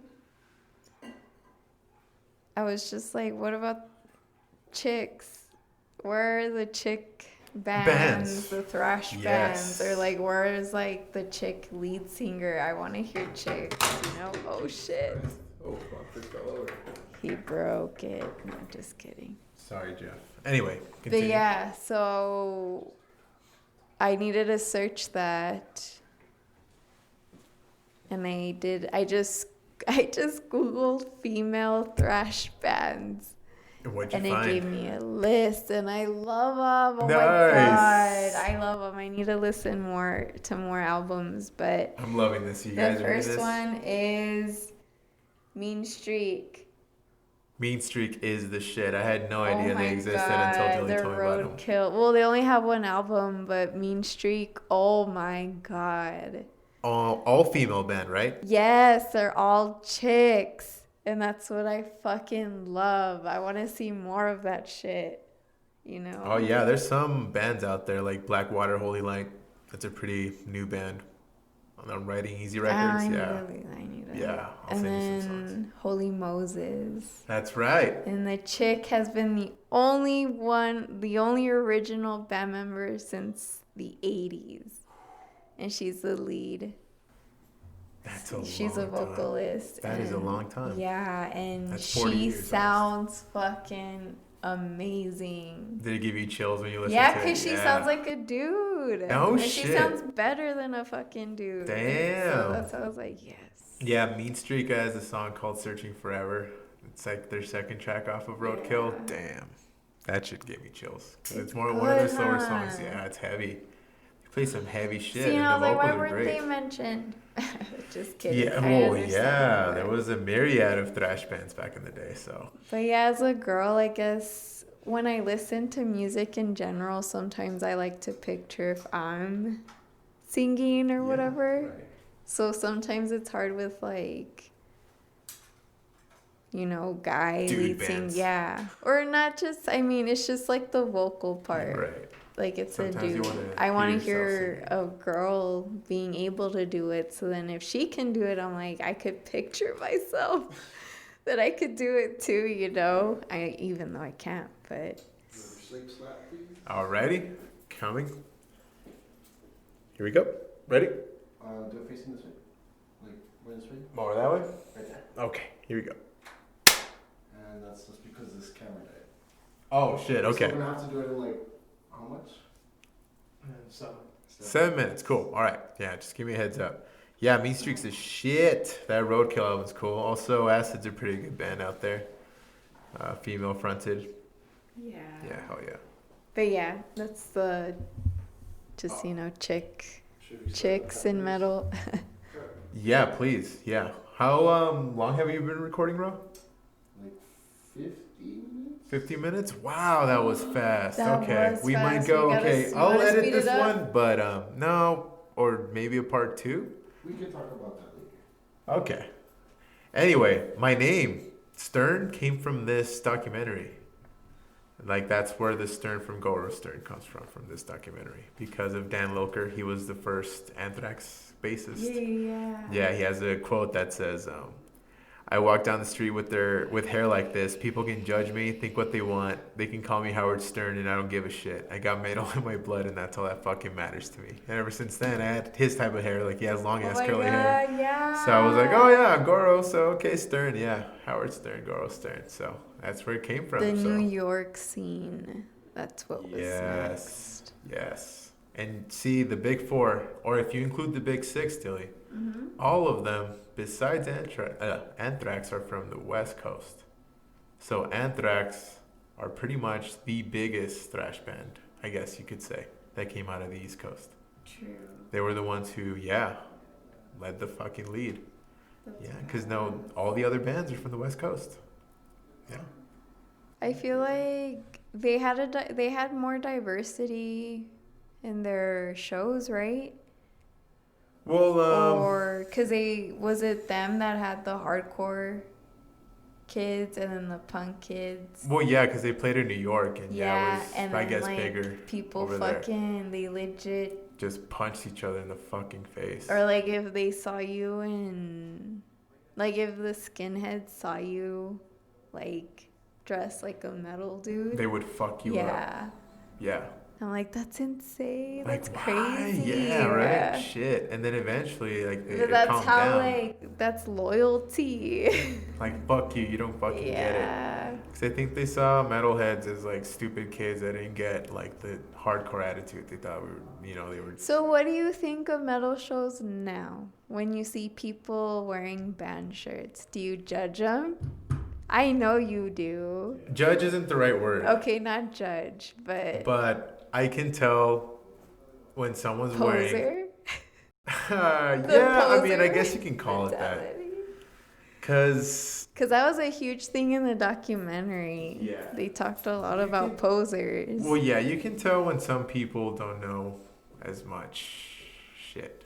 Yeah. Because especially with big bands, like local shows, I don't think so. Like, there's more, like, true people out there, I guess. But if it's a big show, like, let's say at the Coliseum, Yeah. there's what I like to call, like, bros, that just listen to, like, yeah, Metallica, bro. It's like, yeah, I know Enter Sandman, And at Slayer shows, too, like, they just go to get drunk and be fucking assholes in the pit. And you're just like, bitch, I'm trying to enjoy the music.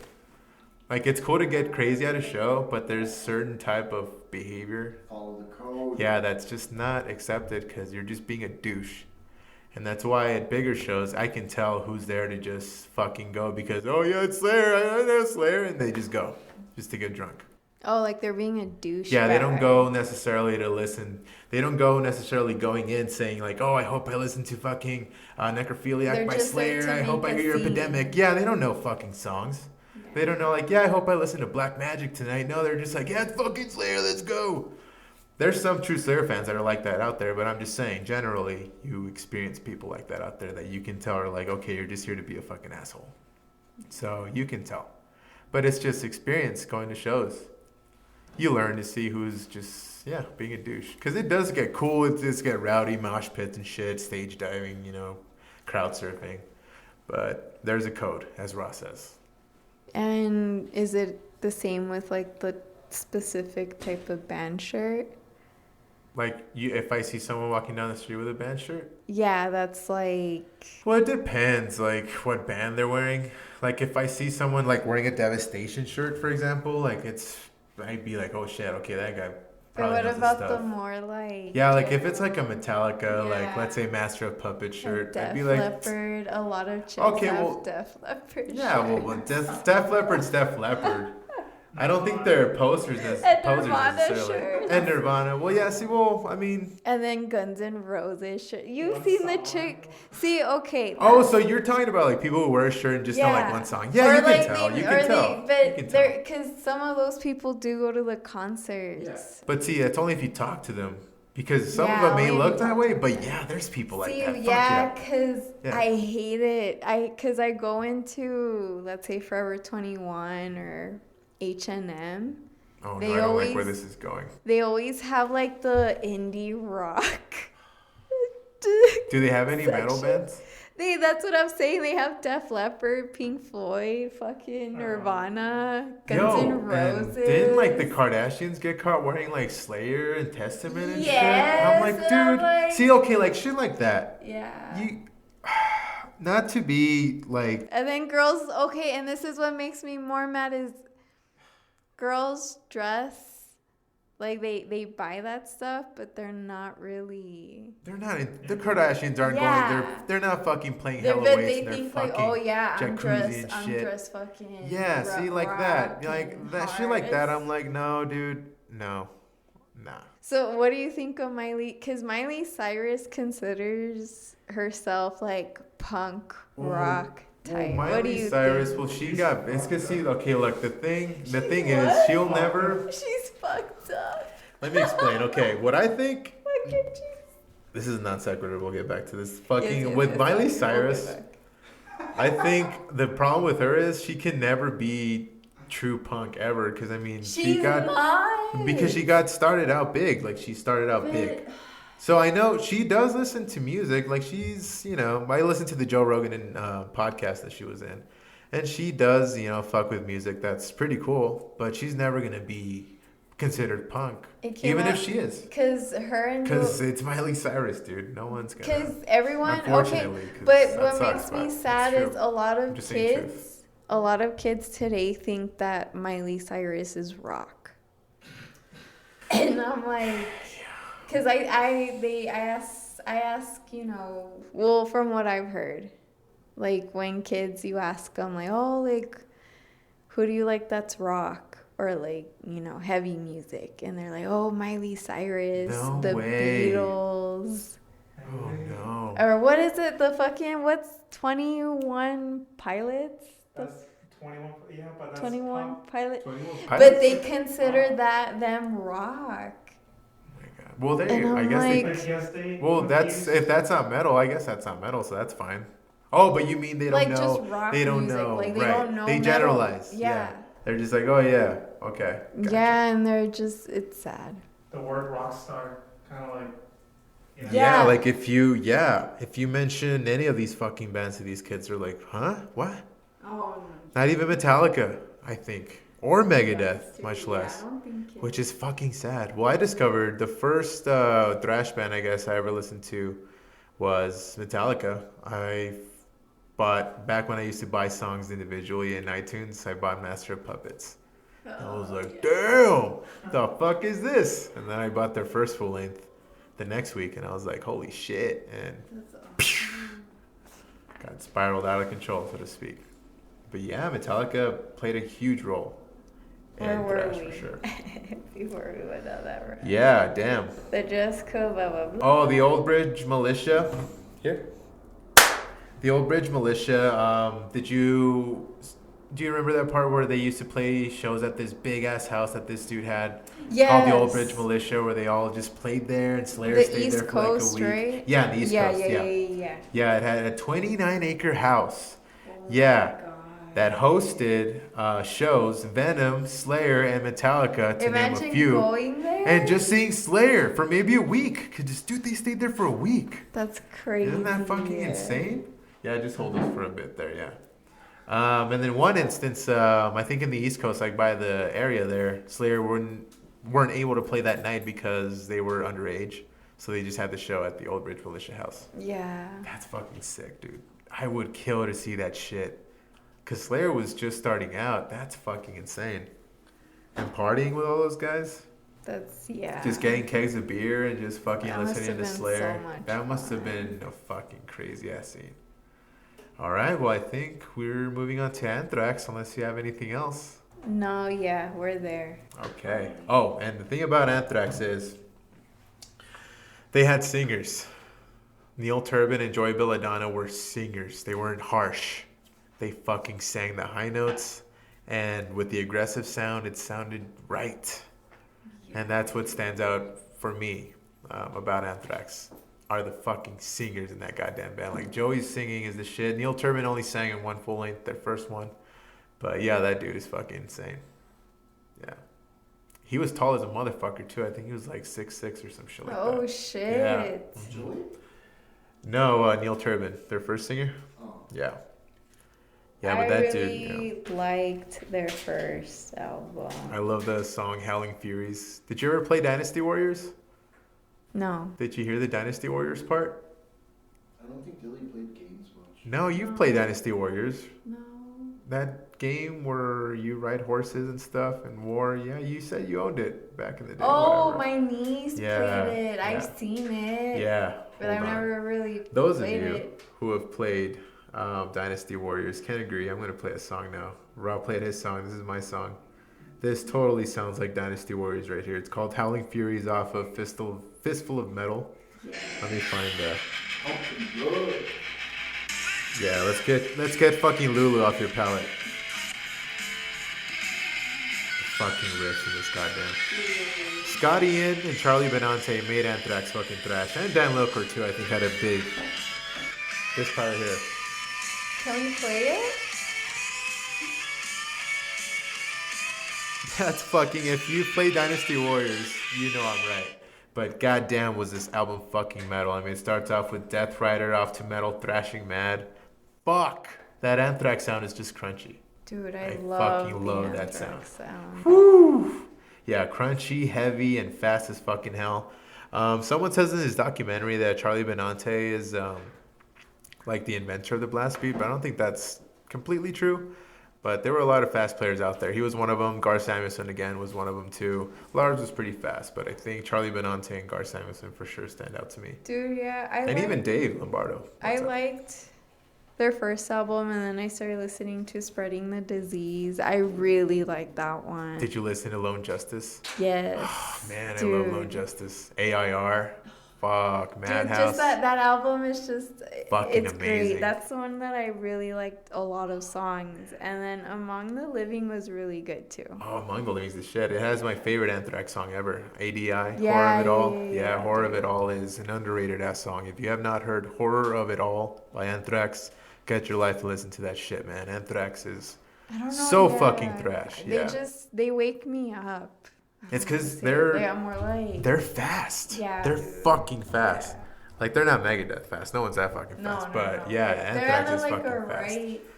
Yeah, aggression. It's like drinking a cup of coffee. It's party metal. Yeah. Not really party metal, but you put it on to get the party yeah, started. like you just know, to get just to pumped. get lit. Coffee with some Jack in it. Yeah, Yeah, fuck there yeah, you go, yeah. It has a there you kick. go. Yeah, Anthrax has a hell of a fucking kick. And the thing is with Anthrax, like from Fistful of Metal to Spreading the Disease, they changed their sound like massively. They Like it did, sounds but like they two. still, I still like their Yeah, sound. right. Yeah. And two different singers, two different sounds, two different styles of riffing for sure. They got way faster in Spreading the Disease. And a bit more anthemy also with Lone Justice. Like they got True. more catchy, which is good. That's It's true. fucking fits. Like AIR is one of the fastest songs they have on that There's album. so yeah, that album is more catchy for sure. And it's heavy, like Madhouse. I know it's a popular song, but there's a reason for that. Like that fucking intro riff, yeah, that shit's heavy for the day. Yeah, I mean it's fucking 85 we're talking about, people. Put that in your mind. 85 people are playing this heavy. Wait, do we still have? Are we running out of time? What time is it? We can. You want to do a part 2? to the We thrash can, thing? Let's do a yeah. part 2 to our thrash because I have way too much still left to fucking Same. say. I have jingles. Yeah, yeah, no, we, yeah, you know what? Part 2 Yeah, is let's episode do part 6 of the Stern 2. Approach. Episode 5 was part 1 of the Thrash Talk. We had a lot of fun, a lot of things. I still have a lot of stuff to say about Megadeth. I kept it short because we had to get into the rest. And Baby Yoda, shout out to our producer. Fuck. Oh shit, he's the child. No, the child, don't fall. Use the force. Oh fuck! Wait, you made it worse. Rock, can you help us out with this? Wait, we got it. Let go. Are you sure? Let go. Yeah, don't touch it. Are you sure? Okay, cool. Don't fall. See, He's fragile, Dilly. All right, so are we doing this? for Gile. I think this should look familiar to you guys. Are we doing the pepper? Can I get I'm gonna go get a piece of pizza real quick, actually. Just down it because I don't want to eat this shit without food. Okay. Yeah, I'll be back. Take over, Dilly.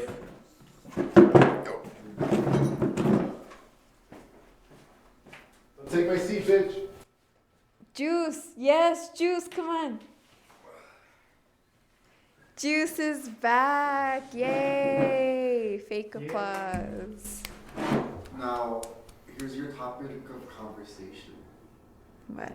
Euthanasia. Oh my god, no! Don't start with that shit. No. So how are you doing, Juice? Good, tired, woke up really early and fucking sore, so yeah. From what? Hmm? From what? Sore from what? Yeah. Oh, from you should jujitsu. specify. Yeah. Something else happened, but I'm gonna talk about it. Oh, okay. True. So, is it gonna take long or not? So we can talk about the subject. He's just getting a pizza. So, have you heard of the word hentai? Hentai. Hentai. Hentai. Hentai. Like anime porn? That's what they say. It's anime porn, but the word hentai in Japanese, well, translated to English, it's gonna be meaning perverted, but it's not pornography or anything like that. It's just perverted. Yeah, that's what the word means. It's very similar though.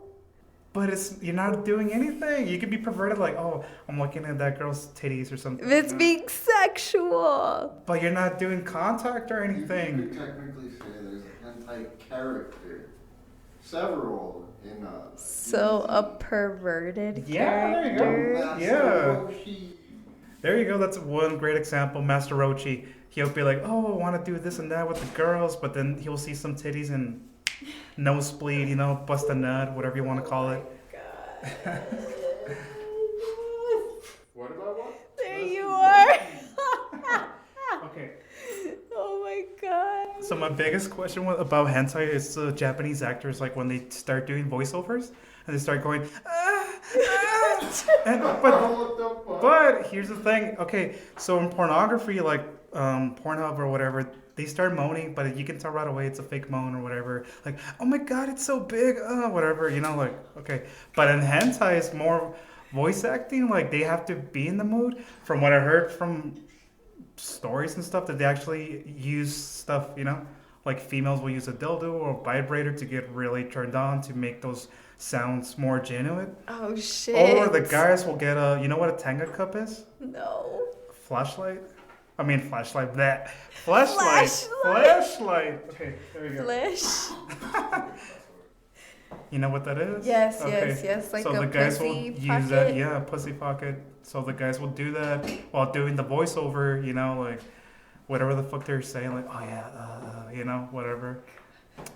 But in pornography, it's like, okay, we're gonna. It's act.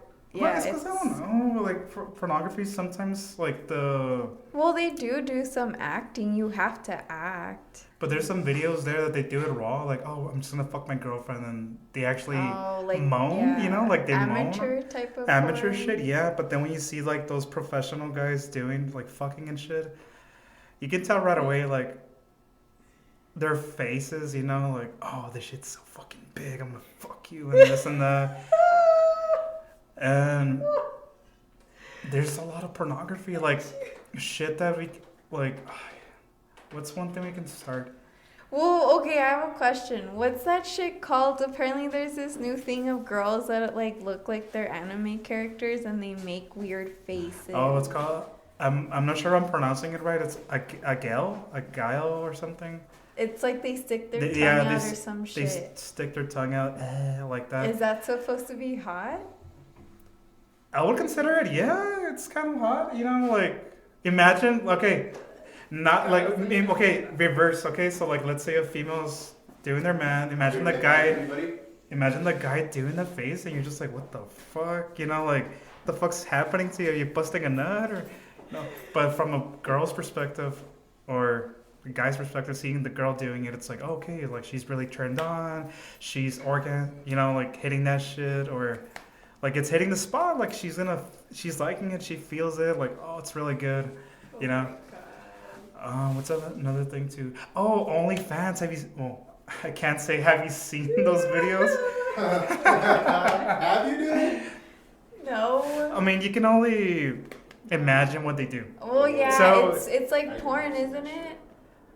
Don't lie, you have a subscription. No, I don't. Juice has a subscription. It's no, it's for free. You look it up, you know, like just type in OnlyFans No, but and you shit. have to, what is it, subscribe to chicks? But most people no, will and just you have to fucking- pay. No, see, Yeah. that's how I know that Dilly knows. Or I that Dilly know has one. about it, but I haven't subscribed or I don't pay for that shit. She looks it up on Pornhub, just puts OnlyFans, everything comes out for free. Yeah, I don't know about that OnlyFans shit, man. It seems weird.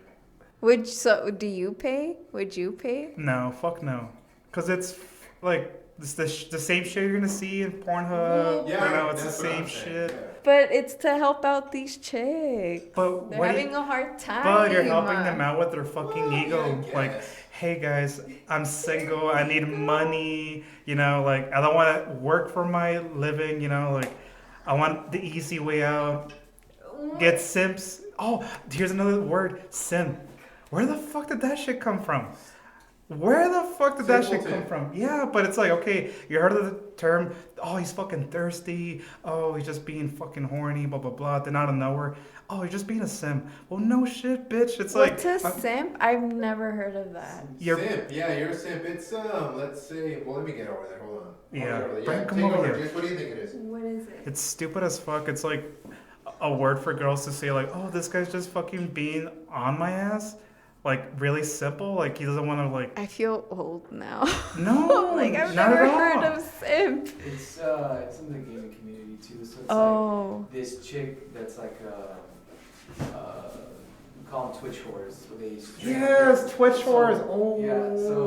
Yeah, so they stream with their like. Again, I apologize to all women. Cleavage up, yeah. So the guys that are in their Yes. chat subscribing to her, you know, they'll never meet her, but they're donating all this Money. And then they're defending her honor. If somebody tries to like talk shit about her, they're gonna defend her in the chat. Those are simps. Yeah. But it's kind of sad to hear that word, you know, like from a guy's point of view. It's like, let's say you're talking to a girl, then like, oh, you're just being a sim. It's like, Hand me my beer. no, I'm trying to talk to you. Like, I'm trying to get to know you. But if you feel that way because of your ego or whatever, it's like, well, fuck you, bitch. You know, like, just because, like, I don't know, dude. Like, out of nowhere, that shit just came out of nowhere. Because I remember 3 or 4 years ago, that shit wasn't even around. Simp. The word simp, yeah. Even though it's just a simple word, yeah, of course. But, oh, why? Because it has a definition. I mean, it's But it's like a random ass shit to say. It's pretty you know, accurate, though. Even on Tinder, I'm gonna bring on Tinder again. Yeah. The account's like, oh, if you're gonna talk to me, stop being a sim. It's like, what? But They say that? Yes, and their bio is so fucking short as fuck. Oh, I like to 420 friendly, down to earth. I'm like, that's it. Like, what else am I supposed to tell you? Like, I need to get some information from you. What kind of music do you like? What kind of shit do you like? You know, what's your future? What's your goals? Oh, you're just being a sim. Whoa, that's, I guess, all about perspective, man. Well, but why? Because everyone has different perspective. Yeah. You can't. Shit, be like, Yeah. why don't you have more shit on your bio? But then when you talk shit, it's like, oh, what the fuck, dude? You're just being fucking a creep. Well, then, You're yeah, fucking fuck them. being Yeah, needy and then. shit. Just fuck them, then, yeah. Fuck what they think. Like, Yeah. Bro, it's you're trying to get something that you like. Yeah, dude, exactly. Would you consider that a toxic behavior? Yes. Like toxic as fuck, or just Oh, I mean, building? I You know, think- okay, talking I've about never really toxic experienced shit. that, but I also yeah. want to bring novelas, Latina novelas. But Okay. those have to be entertaining, man. Okay, yeah, but I love novelas.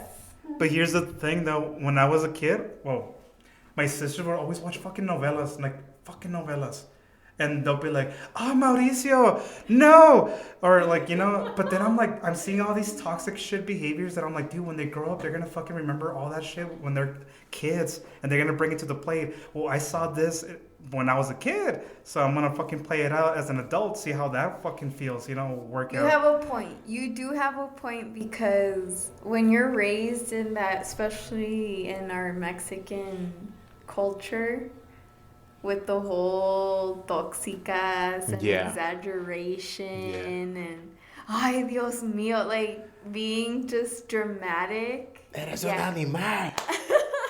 Yeah, like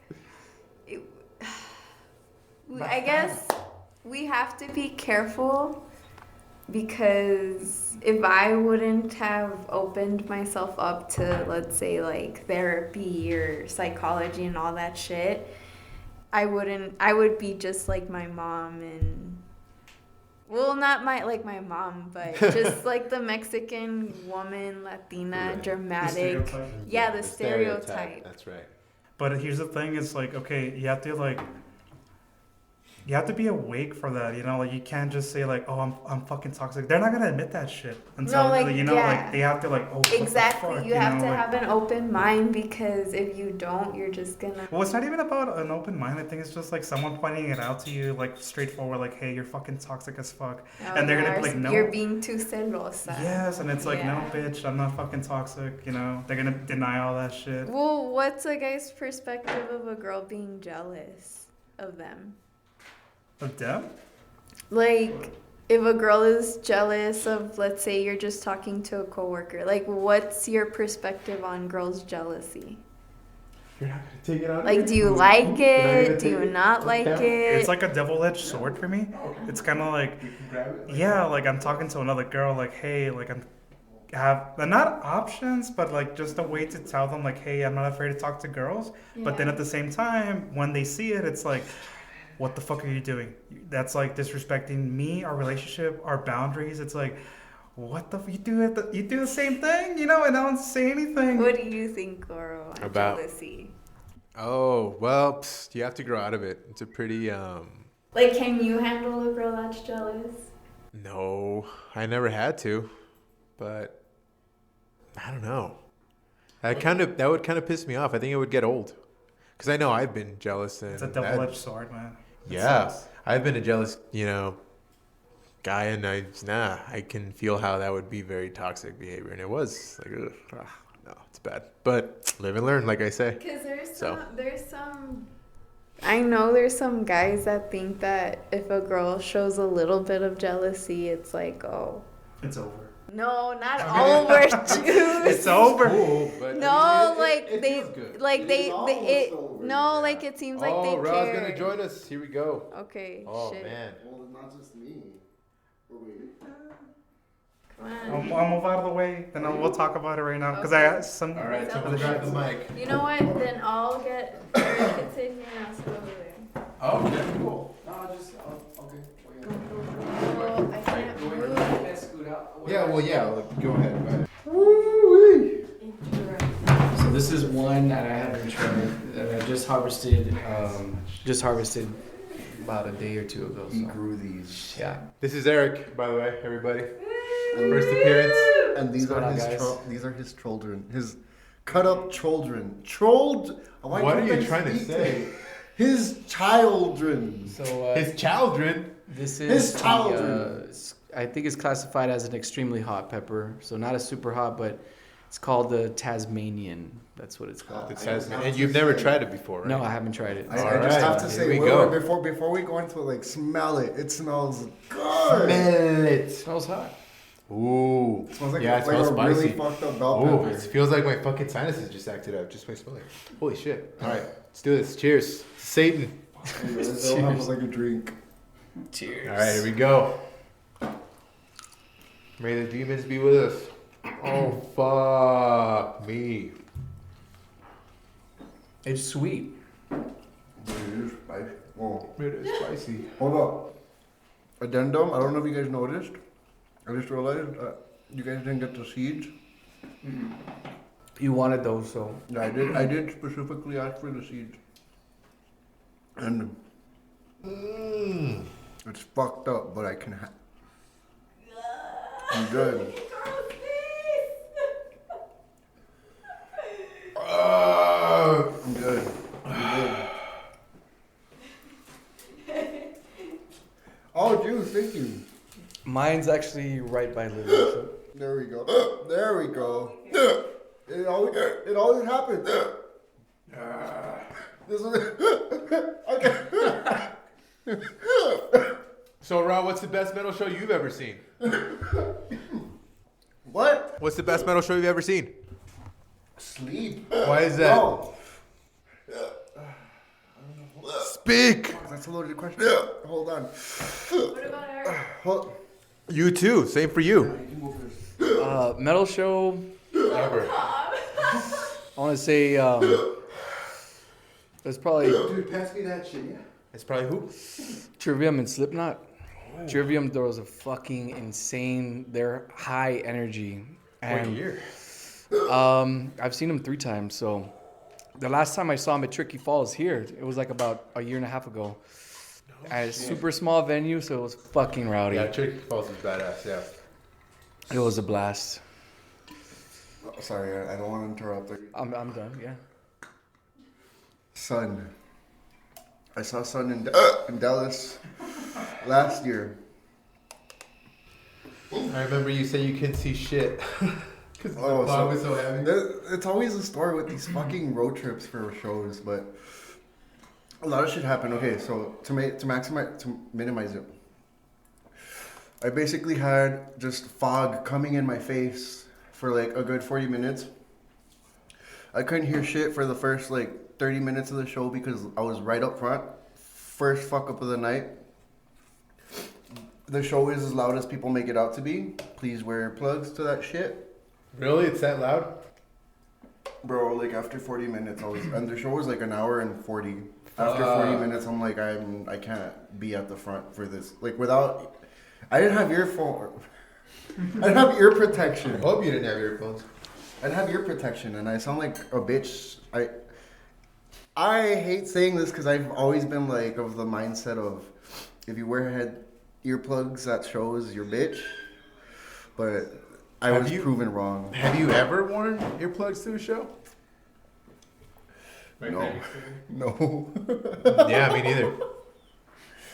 But anyways, no. So the reason that Sun show that pepper was good, but it's not as bad, and it's already subsiding. It's great. Yeah, it's not bad. I haven't had a sip of water yet. I'm just trying to I'm just like wait for it to peak.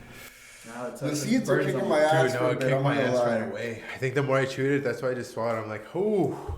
Okay. I might get a lot of dislike on this because it's a pretty mixed opinion on this band. You either really love them, or really hate them. But at that Sun show, it was the first time that I had ever seen and heard of Big Brave. Okay. That show, that live set blew my Duke? drone. Oh, shit. I've never heard of them. Straight up, just like experimental alt drone. I don't know how to explain, but yeah, like it even From like, here? From the States? Yeah, no, Canadian. Quebec. I could Quebec. be. Don't quote me on that. Dilly, you need to listen to Canadian black metal, thrash metal, by the way. Yo, I'll show you some bands. Razor, Sacrifice, Infernal Majesty. But yeah, man, okay. And then you saw them with Sun? But why do you say there's controversy liking this band, or what did you... Well, no, because like on online threads or communities that I've read on, it's like most people either like really, really like them or really, really hate them, and there's no really in between. Like Why? It's that not experimental. It's that like extreme on like the drone side where it's like they're not full drone, so they're kind of marking their own territory in that, and I really appreciate that. But more than anything, I just like it's like an emotional journey with them, and it's like, yeah, you're gonna get obviously a bunch of fucking awesome guitar feedback and tones. Oh, that fucking I'm feeling the high from that pepper, you guys. I'm sorry, it feels great. Yo, the Sun Show, how many songs did they play? Aren't there songs like 25 minutes long and shit? I'm Oh, yeah, there you go. Look. I'm a pretty big Sun fan. Yeah. But even I don't know, like... I don't blame you, dude. I'm like, what the Dude, fuck like, is going on there every was- time I listen to that band? I was drunk. Maybe on something else too, but I don't... Like, it all just flowed seamlessly. Like, there was bits where it's like, oh, that's part of that one song. But then it's like, when did it end? And when did this one start? Like, they kind of mended it seamlessly. And I mean, it being as loud as it was, it's almost like an experience. Like, you're fucking feeling the air. The fucking music. You're feeling it. You're not just hearing it. You're like in your bones. Like It's there. there. Yeah. And I know that feeling for sure. Another Pretty thing sure is we've that, all experienced that before. Yeah. that's one of the other things too. Is like no mosh. You can't mosh at a drone show. People were just like, it was like a. Did people try? Sometimes No, people no, try. fuck no. Okay. It was like a graveyard. People were literally just staring and like a graveyard. bobbing their heads up and down. Yeah. From when you can see them from the fog, because it was so fucking foggy. This set was just like, it was an experience. It was just sight and sound. At some points you couldn't even see the band. It was just literally light hitting fog. And there's the sound, music's yeah. coming out of that, yeah. And I hate saying music because it's not even, sometimes it's not. It's just A noise. you're just listening to art. like I know that music can be considered or is art, but this band can at some points be like, is this music or is this just like art in its separate entity? And that was the pepper talking. I'm still fucking on that euphoria. Damn, From dude. that Just going down a little bit. Yeah. It's just on.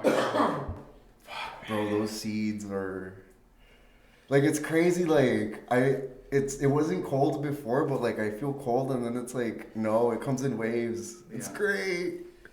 Probably you're perspiring too, so you got your pores are opening and you're like, That's true. not sweating, but yeah. Next time I'll see if I can get my hands on something more fucked up on the internet and like really Fuck yeah. reach new heights. And I'm guessing this is like a tradition now. We've done it fucking like every show. I know we did the Carolina Reaper, but we did it without seeds. Maybe next time I might just do like a full one by myself. That's not. I've never done that, so. Oh, I'll let you take the lead on that one, man. I don't know. I'm down to do it. That's what I'm saying by myself. Like, I know it's a fucked up journey, and I'm fucking down. I'll to write go down there. some questions to ask you while you're fucking. I'm down. Yeah, let's do that. Like, All right, I'm sure you can see, like, I'm sweating. Yeah, no, I didn't tear up as much with this one. I teared up a little bit, but yeah, it was pretty good, man. It was fucking, the spice was nice. But I think we're going to call it for this one. Yeah, what do you guys think? I think we're recording for an hour and a half. Yeah, all right, that's it. Stern Approach episode 5. Or, yeah, 5. Fuck, I'm losing count now. But yeah, thanks, guys, for tuning in. Stay tuned for the part 2 Thrash Conversation, episode 6. Subscribe and like, and also follow us on Instagram, Stern Approach Podcast. All right, later, guys.